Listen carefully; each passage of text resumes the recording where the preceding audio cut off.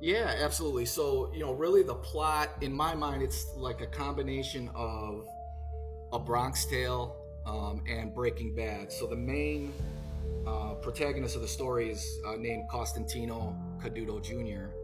Um, and this, the story arc of his character is really somebody who grew up in a family surrounded by organized crime, um, kind of avoided it, had a powerful patriarch, Milwaukee Mafia boss, as his grandfather, same name, Costantino Sr.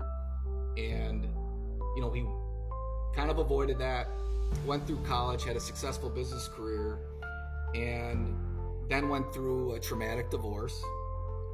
At the same time, his grandfather passes away, and he gets sucked back into that life.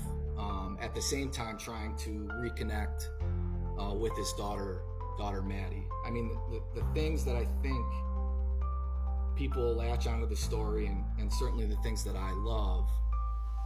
Cost is certainly a flawed character, but it's really a family drama surrounded by crime. The other thing that I think folks will really get into is Milwaukee's at the core of this novel. It'll feel lived in. It'll feel like these characters only live in the city. There's a lot of Easter eggs at different locations where I grew up.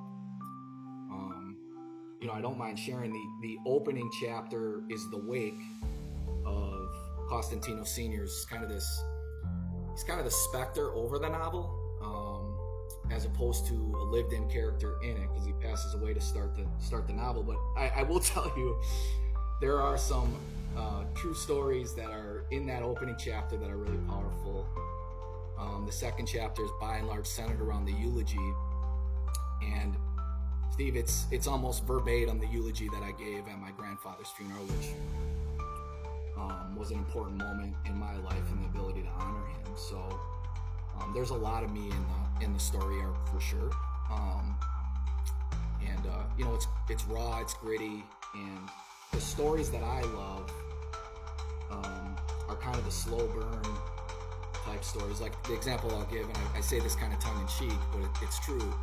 Breaking Bad's amazing, but you really got to get through the first 3 episodes of Walter White in his underwear to get to the action. But it builds up the character so much that you're totally invested in him by the time his fall begins. And I really tried to model the novel that way as well. It's not a soap opera. It's not a shoot 'em up crime drama. It is a gritty story. I want it to feel like, for your listeners, if you watch The Wire, you quickly take away from the fact this show doesn't exist anywhere but Baltimore. I want this novel to feel Milwaukee very much so, and I want the community to really get around it, because the city meant a lot to me growing up. It still does. Certainly this story has a lot of me in it, and putting myself out there's been a bit scary, but it's been rewarding and a lot of fun, man. Sorry, I've given you a really long-winded answer. I'm just really passionate about it.